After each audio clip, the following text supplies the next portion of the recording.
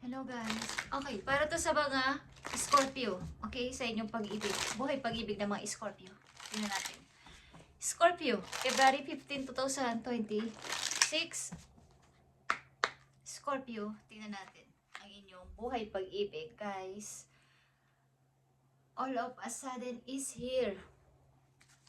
Sa inyong buhay pag-ibig is mga good and bad na nangyari is meron.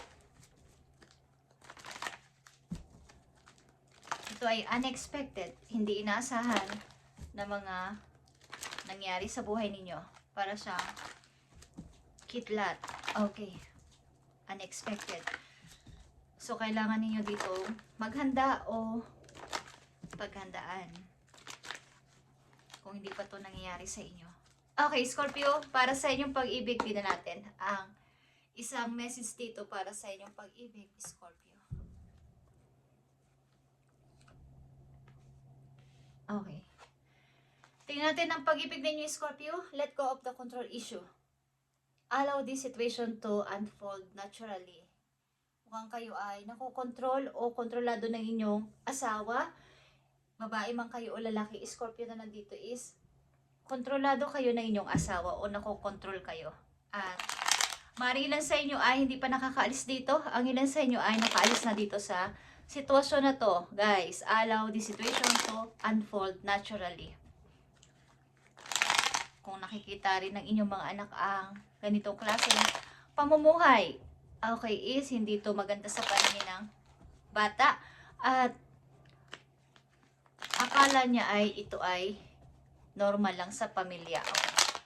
Maring lagi siya ang nasusunod at kayo ay parang sunod-sunuran lang. Walang sali-salita at hindi pwedeng mag-decide, hindi pwedeng magsalita. Laging siya ang nasusunod. Tingnan natin tong let go of the control issue, guys, sa mga Scorpio. Sa inyong sitwasyon. Kung ano ang nangyari o mangyayari. Okay, Knight of Swords is here. May plano ang isang tao dito na ikaw ay i-rescue o tulungan, guys. Okay, Scorpio, nakikita nyo to. You can't decide. Maybe ilan sa inyo ay merong kinukonsider damdamin ng mga nakapaligid sa inyo, maring pamilya o mga anak, or wala ka nakikita. Hindi mo nakikita ang totoo. Sapagkat nga is, hindi mo nagbubulag-bulakan ng ilan sa inyo sa pag-ibig na to o sa relasyon na to, sapagkat may ikinoconsider nga kayo, okay?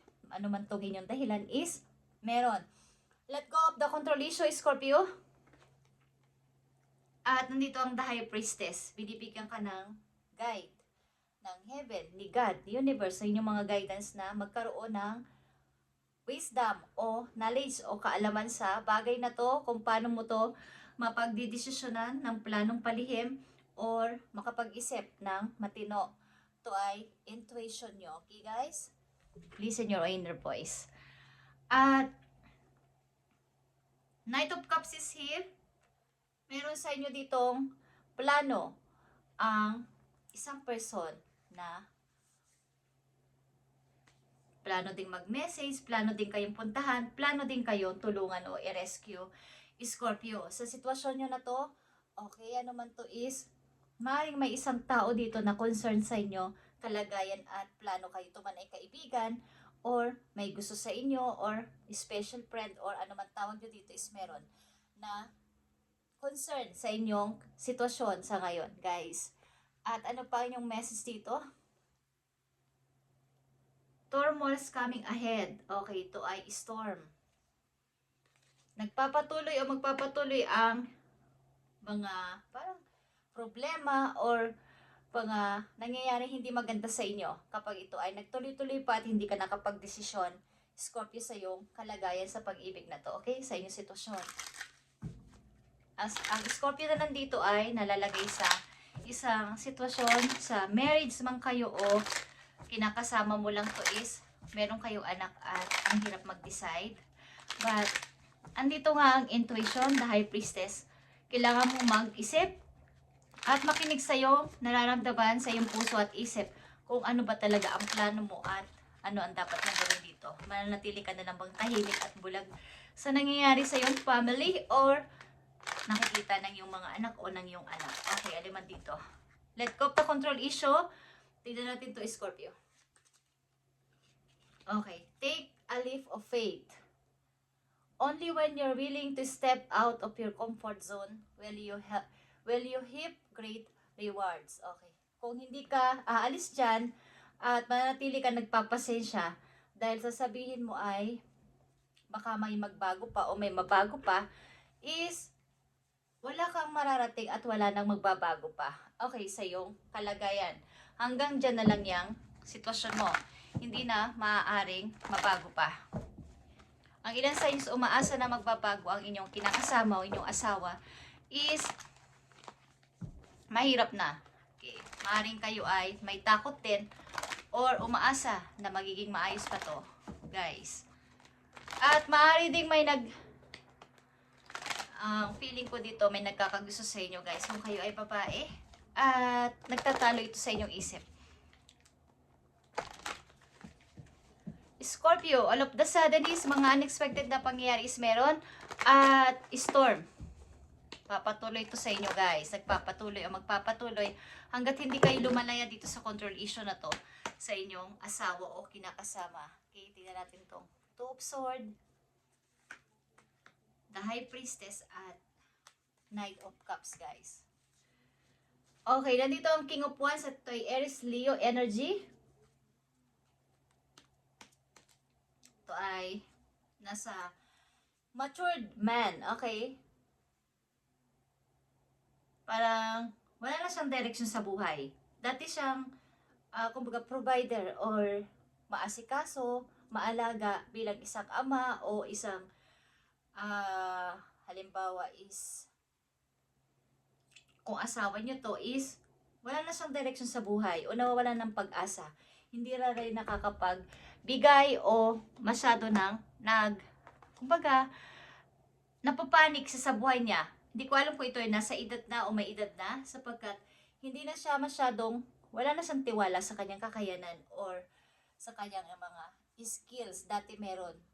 Ang ilan din dito is, ang person na to, ang energy na to ay parang nawala ng gana, okay, sa buhay. Parang wala ng pag-asa. Wala siyang nakikitang pag-asa sa hinaharap. Kumbaga hanggang dito na lang siya. So, ang nangyayari dito ay, kung kinakasama niyo to, asawa niyo to ay, nangongontrol siya sa inyong mga galaw at hindi kayo kayang pakawalan. Okay. Andito ang fertility, guys. At ito ay isang butihing may bahay. Maring ikaw to, Scorpio, kung kayo ay babae na Scorpio nandito. Mapagmahal kayo sa tahanan, mapagmahal sa mga hayop, sa mga bata. At talagang butihing may bahay, butihing ina. Ilan din sa inyo ay buntis. Okay. At mahalaga sa inyo ang kompleto ang isang tahanan o isang pamilya. Andito ang four of Cups. Meron sa inyong pagdadoubt. Baka mat kayo nasa isang pamilya talaga o isang couple na kayo, may anak na kayo. Andito yung pagdadoubt talaga na nasa gitna kayo. Nawalan din kayo ng confidence sa inyong sarili at bilang isang babae, bilang isang nanay, is meron na kayong gap sa isa't isa ng yung partner talaga dito. Okay. At yung Ten of Pentacles is here, nagbubukas ang pintuan para sa'yo sa offer o planong offer ng isang person sa napakagandang buhay, guys. Ito ay long term na hindi ito basta-basta kontrata lang. Maring ito ay maghahandog sa'yo ng napakagandang buhay o magandang buhay. Ang plano ng person na to sa'yo ay magbukas ang tahanan niya para sa iyo o para sa inyong ng pamilya mo, para dito manirahan or buksan ang kanyang tahanan para sa inyo. Okay? Bukas ang palad ng person na to na ikaw ay bigyan ng magandang buhay. Maaring nagdadalawang isip ka dito, Scorpio, at naninimbang sa sitwasyon kung tatanggapin mo o hindi ang offer na to. Silipin natin ang inyong career, Scorpio. all of a sudden, may mga mangyayari sa hindi mo inaasahan at ihanda mo ang iyong sarili. Silipin natin ang inyong career, Scorpio. Papunta sa inyong future, guys. Andito ang student, guys. Okay, student, maaaring dapat mo pang i-improve ang iyong kakayanan, higher education, or working a school district, Scorpio. At learn to manage your money yourself, or mag-hire ka ng mga financial advisor for help. Okay, sapagkat may mga unexpected nga na paparating sa'yo. Good in ba dito? But maraming good na papating sa'yo. At nandito din ang 10 of Pentacles. Maganda ang tirahan ng tao na to. May kaya to sa buhay at bukas ang tahanan niya para sa'yo. Sa inyo ng pamilya mo, okay? Plano ka nito o gusto ka nitong i-rescue sa iyong kalagayan. But andito ka sa pagdadoubt at hindi mo kapakayang magdesisyon. Pwede mong gamitin ang iyong skills to maging mentor ka o mag-coach, okay? How to implement your plans. Payo sa'yo, Scorpio, sa iyong sitwasyon, ano man tong sitwasyon nyo, is ito ang magandang payo sa'yo. Keep moving forward, Scorpio, even if you are unsure of your next step or where it may take you. Trust that you are walking the path you are meant to walk. Remember, we are walking it with you. Trust yourself more.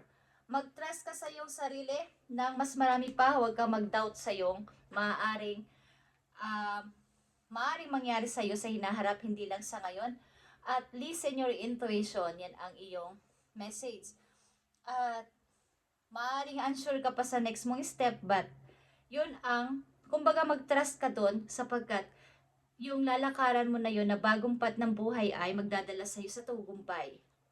Okay? Sabi ng iyong mga guidance are, we are walking it with you. Sinasamahan ka nila sa iyong paglalakbay sa buhay, mahirap man yan o hindi ka sure. Scorpio, sinasamahan ka ng iyong mga guides. At ang mas lalo dito ay mag-trust ka lalo sa iyong sarili. Bukod sa ibang tao, is dapat sa iyong sarili mismo mag-trust ka din sa iyong sariling boses. Okay? Huwag kang magpatalo sa iyong nararamdaman na baka, malay ko. Baka hindi. Baka, sana. Okay? Pag mag-decide ka na ng sakto lang sapagkat nakabukas na ang gate na to, pang long term mo to na mangyayari sa buhay mo. Huwag mo tong palagpasin, Scorpio. Isang mahalagang message ito for Scorpio. Para sa mga Scorpio sa kanilang paparating pa na mensahe. Isang mahalagang message pa dito. Thank you, Spirit. Nakikita nyo ba to, guys? Knight of Pentacles, Knight of Cups, Knight of Sword, and Knight of Pentacles. Okay. Puro ito plano. Plano ng isang person talagang ikaw ay bigyan ng magandang buhay. Plano niya ikaw ay bigyan ng chance, opportunity. Plano kanyang i-rescue. Plano kanyang handugan ng pag-ibig. Okay, guys. So, ikaw ay wag na magpatumpik-tumpik dito, Scorpio, kapag ito ang inyong sitwasyon. At maaari ikaw ay magti-training pa ng mga bagong kaalaman sa mga susunod mong linggo, buwan, or taon sa buhay mo. Dahil ang reading na ginagawa ko dito, guys, ay sa kasalukuyan papunta sa future. Okay? Nagpo-focus tayo doon. At something na kung hindi ka alis dito sa controlation na to, ay dyan at dyan ka na lang sa sitwasyon na yan at hindi ka na magkakaroon pa ng magandang hinaharap. Okay, kasama yung anak o mga anak. Sapagkat dito sa bago mong mamimit o siselect o machuchoose na tao is magkakaroon ka pa dito ng isang anak. Magkakaroon pa kayo ng maraming anak at mahilig sa hayop o sa pet ang person na to, pareho kayo. At maganda magiging buhay mo sa tao na to. Kaya lang ay, andito yung pagdadoubt mo sa inyong sitwasyon sa ngayon at hindi ka pa makapag-desisyon. At hindi ko alam kung ito ay inyong susundin or what is sasa sa inyo ang pagpapasya. Listen your inner voice, guys. Intuition is here. Ito ay the High Priestess. Okay? Isang lihim na plano, but sagrado. Pinapadalan ka ng sign o ng mga parang na ito yung gawin mo. Okay? Ito yung gawin mo. Ito yung gawin mo. May mga nag-uudyok sa isip mo pero may pag-iisip-isip pa at mayroong mga pagdududa, pagdadoubt at hindi ka makapamili. Okay, Scorpio, thank you and God bless. At ito ay simula ngayong February 15, 2026. Thank you and God bless.